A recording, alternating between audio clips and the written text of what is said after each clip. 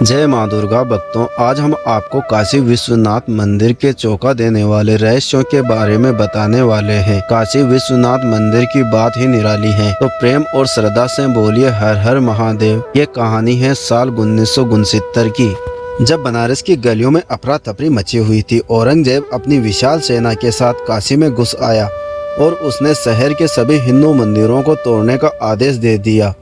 परंतु जैसे ही उसकी सेना काशी विश्वनाथ मंदिर की ओर बढ़ी, अचानक कहीं से लगभग 4000 नागा साधु प्रकट हुए और उन्होंने मुगल सेना पर प्राणपण से हमला कर दिया, किंतु वे सफल न हो सके और औरंगजेब ने 400 से अधिक नागा साधुओं का वध कर मंदिर को ध्वस्त कर दिया। यह दृश्य अत्यंत भयावह था, पर कहानी यही समाप्त नहीं होती। उसने मंदिर को तोड़कर उसी स्थान पर एक मस्जिद का निर्माण कराया, जिसे आज हम ज्ञानवापी मस्जिद के नाम से जानते हैं। समय बीतता गया और 2023-24 में न्यायालय के आदेश पर ASI ने ज्ञानवापी परिसर का सर्वेक्षण किया। तभी अपनी रिपोर्ट प्रस्तुत करते हुए बताया कि वहां 55 से अधिक पत्थरों की मूर्तियां मिली, जिसमें हनुमान जी, गणेश जी और नंदी जी जैसी देव मूर्तियां भी शामिल थी। साथ ही 32 शिलालेख भी प्राप्त हुए, जिसमें देवनागरी ग्रंथ, तेलुगु और कन्नड़ लिपियों का प्रयोग स्पष्ट दिखाई दिया। अब प्रश्न उठता है, क्या यह सच है? क्या यहाँ वास्तव में कोई प्राचीन मंदिर था, और यदि था तो कौन सा? क्योंकि मूल काशी विश्वनाथ मंदिर तो आज भी मौजूद है। भारत के प्राचीनतम नगर वाराणसी में स्थित यह मंदिर कई हजारों वर्षों से अनगिनत रहस्यों को अपने भीतर समेटे हुए है और शिव के 12 ज्योतिर्लिंगों में से एक होने के कारण इसका गौरव और भी बढ़ जाता है। माना जाता है कि काशी शहर स्वयं भगवान विष्णु द्वारा बसाया गया है और यह आज भी शिव के त्रिशूल की नोक पर स्थित है। यहाँ तक कि पुराणों में इसका वर्णन अविनाशी नगर के रूप में मिलता है, जहाँ प्रलय के बाद भी जीवन विद्यमान रहेगा। लोग क्यों काशी में अंतिम समय बिताना चाहते हैं, यह समझने के लिए इसकी आध्यात्मिक ऊर्जा को महसूस करना पड़ेगा। कहा जाता है कि मंदिर के शिवलिंग के पीछे गुप्त सुरंग है, जो सीधे गंगा की ओर जाती है। वहीं ज्ञानवापी कुएं का रहस्य भी कम विचित्र नहीं। विश्वास है कि यदि किसी व्यक्ति को अपनी परछाई उस कुएं में न दिखाई दे तो अगले 6 महीनों में उसकी मृत्यु निश्चित मानी जाती है। परंतु यह कितना सत्य है, आज भी विवाद का विषय है। कुछ मान्यताओं के अनुसार मुगल हमले के समय मूल शिवलिंग की रक्षा के लिए एक साधु ने उसे उठाकर ज्ञानवापी कुएं में छलांग लगा दी और वह शिवलिंग आज भी वहीं सुरक्षित है। क्या यह हकीकत है या केवल कथा, यह स्पष्ट नहीं, परंतु आज हम काशी विश्वनाथ के उन रहस्यों की गहराइयों में उतरने वाले हैं जिनकी सच्चाई सदियों से छिपाई जाती रही है। तो चलिए आरम्भ करते हैं काशी विश्वनाथ के अद्भुत और रहस्यमय सफर को।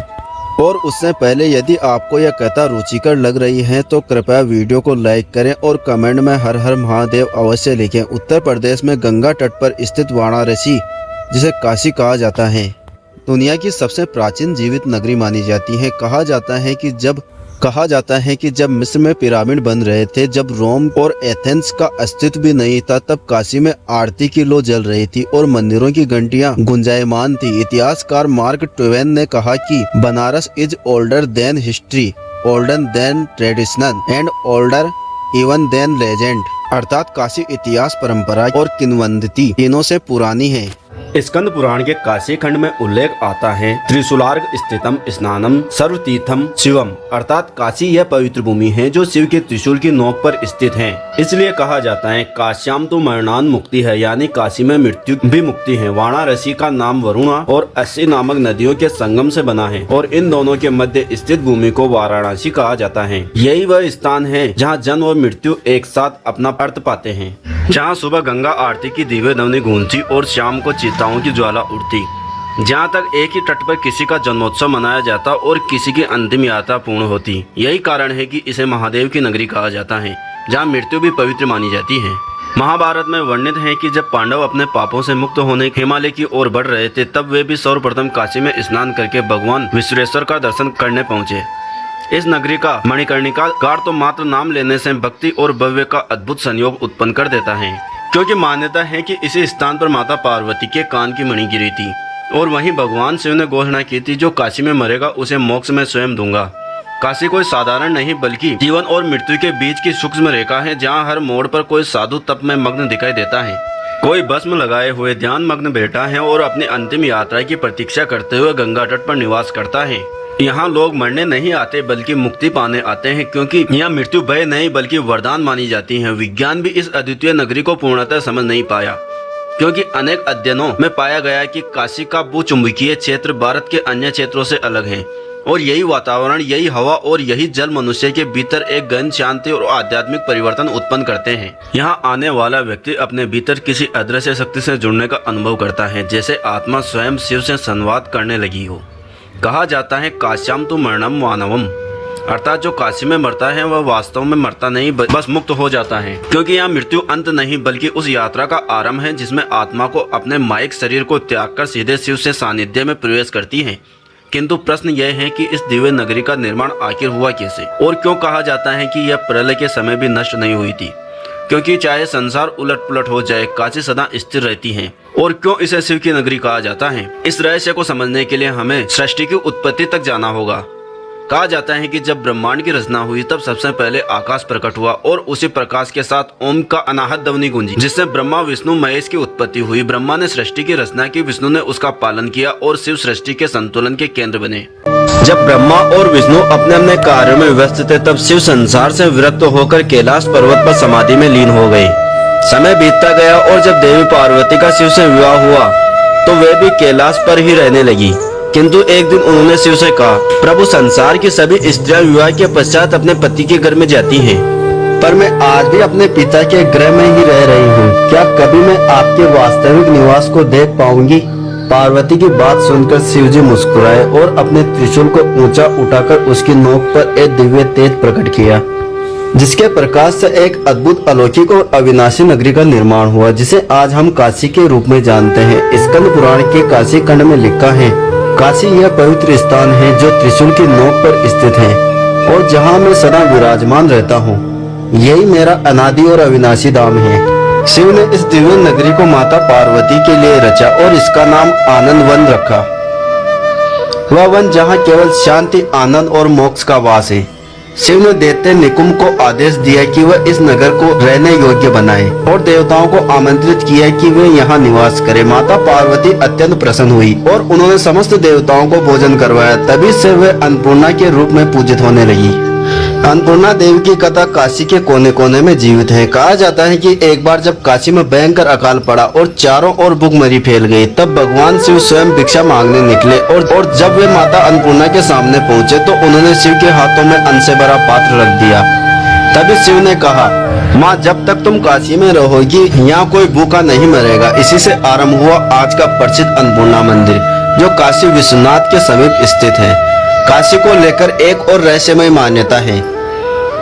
यह प्रलय के समय भी नष्ट नहीं होती, क्योंकि जब संपूर्ण पृथ्वी जल में डूब जाती है तब भी काशी त्रिशूल की नोक पर सुरक्षित रहती है। कथाओं के अनुसार प्रलय के समय भगवान शिव स्वयं इस नगरी को अपने त्रिशूल पर उठा लेते हैं ताकि सृष्टि के पुनर्निर्माण तक यह अक्षत बना रहे। इसलिए इसे अमरानंद भी कहा गया। आधुनिक दृष्टि से देखें तो यह मान्यता जितनी अद्भुत प्रतीत होती है उतनी ही गहन भी है। वैज्ञानिकों के अनुसार वाराणसी की भौगोलिक स्थिति गंगा नदी के सबसे स्थिर तट पर स्थित है, जहां बाढ़, भूकंप और भूस्खलन जैसी प्राकृतिक घटनाओं का प्रभाव अत्यंत कम पड़ता है। शायद यही कारण है कि यह नगर हजारों वर्षों से निरंतर आबाद है, किंतु भक्तों के लिए इसका एक ही कारण पर्याप्त है, महादेव का सानिध्य।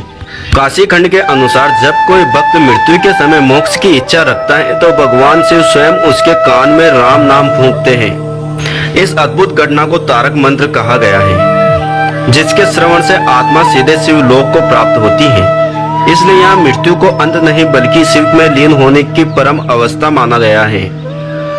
काशी का वैभव इसलिए भी अनोखा है क्योंकि इसे किसी राजा, किसी सम्राट या किसी वास्तुकार ने नहीं बल्कि स्वयं भगवान महादेव ने प्रकट किया है। यही कारण है कि इसे मोक्ष की नगरी, अमृत्य का केंद्र और शिव का सनातन निवास कहा जाता है। भक्तों, अभी तक जो कुछ हमने बताया वह सब हमारे ग्रंथों और पुराणों में वर्जित वे दिव्य कथाएं हैं जो काशी के दिव्य निर्माण की व्याख्या करती हैं। परंतु यह कथा यही समाप्त नहीं होती, क्योंकि महादेव के इस अनादिकालीन नगर का इतिहास उतना ही उज्जवल है जितना विनाश से भरा हुआ।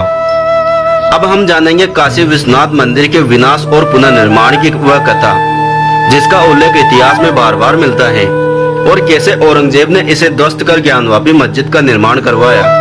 भक्तों, यदि आपको यह वीडियो पसंद आ रही हो तो इसे एक लाइक अवश्य देवें, क्योंकि यह आपके लिए तो निःशुल्क है पर हमारी यात्रा को बहुत बड़ी सहायता देता है। काशी विश्वनाथ मंदिर का सर्वप्रथम प्रमाण स्कंद पुराण के काशी खंड में मिलता है, जहाँ इसे विश्वेश्वर अर्थात विश्व का ईश्वर कहा गया है। इसी ग्रंथ में यह भी वर्णित है कि इस ज्योतिर्लिंग की स्थापना स्वयं भगवान शिव ने की थी, जबकि मंदिर का प्रथम संरचनात्मक निर्माण सत्य और धर्म के प्रतीक राजा हरिश्चंद्र ने करवाया था, ताकि काशी आने वाले प्रत्येक व्यक्ति साधक मोक्ष प्राप्ति का अवसर पा सके। राजा हरिश्चंद्र के पश्चात लगभग 1 सहस्त्र शताब्दी तक काशी समृद्ध और शांत रही, किंतु विदेशी आक्रमणों और समय के विसंगतियों के कारण मंदिर कई बार नष्ट हुआ। इतिहासकार एस सालेटर अपनी पुस्तक हिस्ट्री ऑफ बनारस में लिखते हैं कि जब विक्रमादित्य ने भारत को पुनः संगठित किया, तब उन्होंने विश्वेश्वर मंदिर का पुनः निर्माण करवाया। इसके उपरांत 11वीं शताब्दी में एक बार फिर मंदिर का निर्माण हुआ और काशी पुराण संग्रह तथा काशी वर्णन ग्रंथावली के अनुसार उस समय मंदिर की ऊंचाई लगभग 85 फीट थी और उसका गर्भगृह चांदी की परतों से सुशोभित था, किंतु यह वैभव अधिक समय तक टिक न सका, क्योंकि 12वीं शताब्दी में इस्लामी आक्रमण की श्रृंखला आरंभ हुई और काशी विश्वनाथ के मंदिर के संघर्ष का सबसे नकारमय अध्याय आरंभ हुआ। कहा जाता है कि सन 1094 में मोहम्मद गोरी ने भारत पर आक्रमण किया और उसके सेनापति कुतुबुद्दीन ऐबक ने वाराणसी में प्रवेश कर लगभग 500 मंदिरों को ध्वस्त कर दिया। पर्शियन इतिहासकार हसन निजामी अपनी पुस्तक ताजुल मासिर में लिखते हैं कि बनारस मूर्ति पूजा का सबसे बड़ा केंद्र था। हमने यहाँ 1000 से अधिक मंदिर तोड़े और खजाने को 10,400 ऊंटों पर लाद कर ले गए और इसी विध्वंस में विश्वेश्वर मंदिर भी पूर्णतः नष्ट कर दिया गया। इतिहासकार रिचर्ड ईटन अपनी पुस्तक India in the Persian age में लिखते हैं कि यह वह पहला काल था जब मंदिर विनाश केवल धार्मिक उद्देश्य न होकर राजनीतिक शक्ति प्रदर्शन प्रतीक बन गया था। काशी की गलियां रक्त से लथपथ हो गई, लेकिन लोगों के मन में हर हर महादेव की गूंज कभी नहीं थमी। मंदिर भले टूट गया, पर विश्वास की ज्योति अक्षुण्ण रही। लगभग 3 शताब्दी बाद जब मुगल साम्राज्य में सहिष्णुता का दौर आया, तब सम्राट अकबर ने अपने राजपुरोहित और राजकोषाध्यक्ष राजा टोडरमल को वाराणसी भेजा।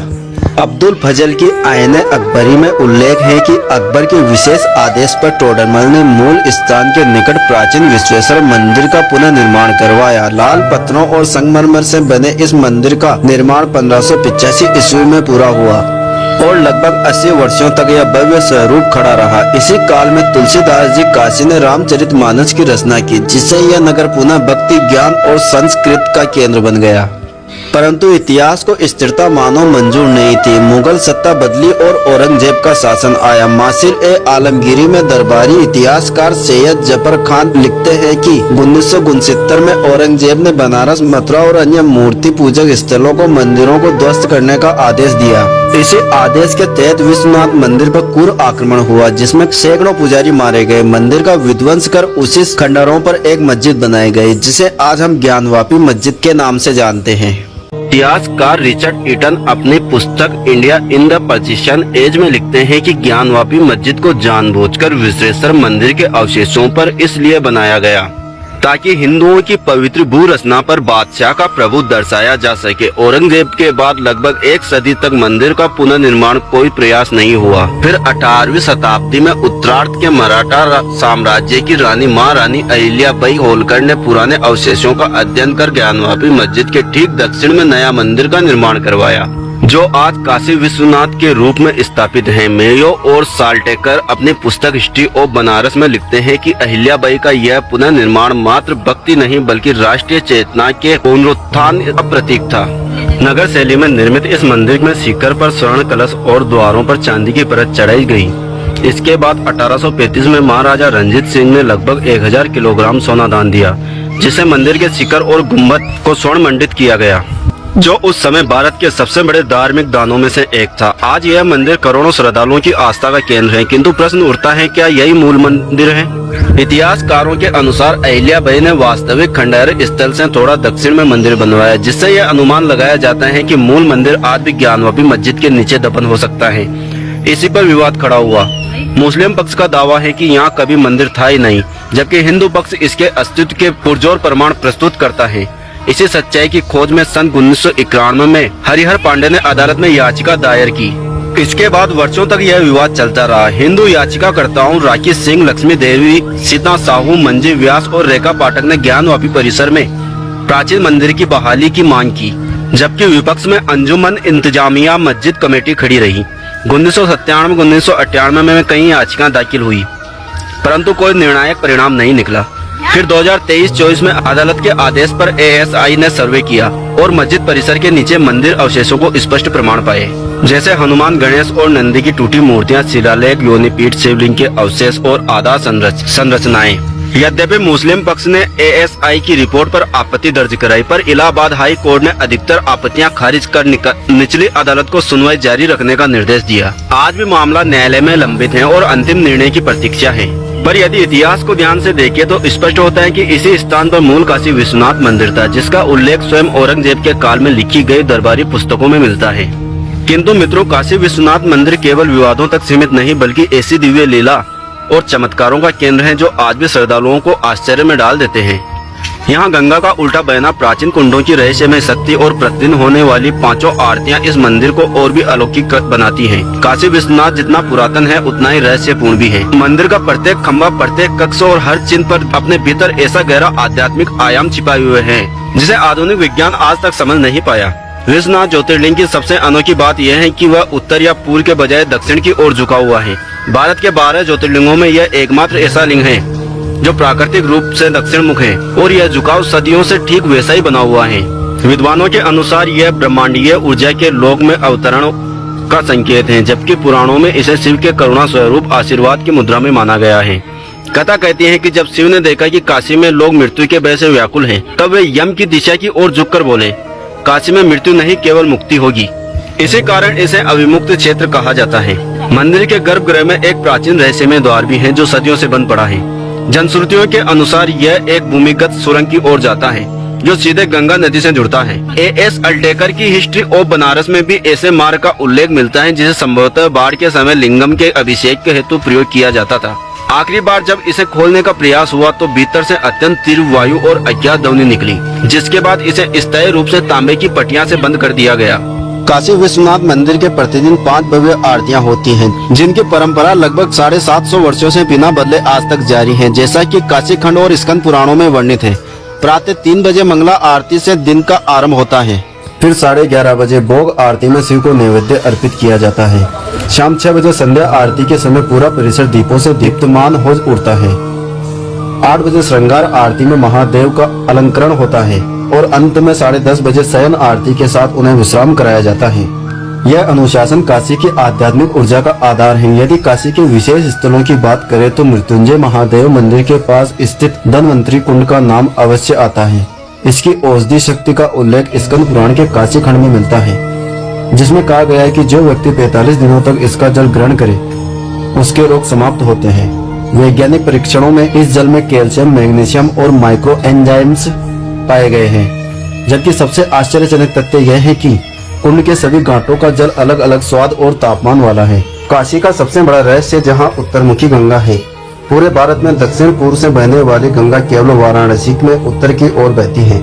काशी खंड में लिखा है जहाँ गंगा उत्तर वाहिनी होती है वहाँ शिव स्वयं तट पर निवास करते हैं। भूगर्भीय अध्ययन बताते हैं कि काशी का स्वरूप अर्धचंद्राकार है जो प्रवाह को ऊपर की ओर मोड़ देता है, जबकि BHU की जियोमैग्नेटिक रिसर्च के अनुसार यहाँ की धरती में सामान्य से अधिक सकारात्मक चुंबकीय ऊर्जा है जो इसे पूरे उत्तर भारत का पॉजिटिव एनर्जी बेल्ट बनाती है। धार्मिक मान्यता कहती है कि गंगा यहाँ दक्षिण से लौटकर शिव चरणों का स्पर्श करती है, इसलिए काशी में स्नान को जन्म जन्मांतर के पापों से मुक्ति का द्वार माना गया है। कुल मिलाकर काशी केवल एक नगर नहीं बल्कि इतिहास, आस्था, ऊर्जा और अद्भुत रहस्यों का जीवित केंद्र है। प्रेम से बोलिए जय श्री हरि विष्णु, हर हर महादेव। ऐसे ही और भी रोचक और आध्यात्मिक वीडियो के लिए चैनल को सब्सक्राइब कर ले। दोस्तों, आपको यह कथा कैसी लगी कृपया कमेंट करके जरूर बताएं। वीडियो पसंद आया हो तो वीडियो को लाइक करें और अपने दोस्तों के साथ शेयर करें। कमेंट बॉक्स में जय श्री हरि विष्णु, हर हर महादेव लिखना न भूलें। फिर मिलते हैं एक और भक्तिपूर्ण वीडियो के साथ। धन्यवाद।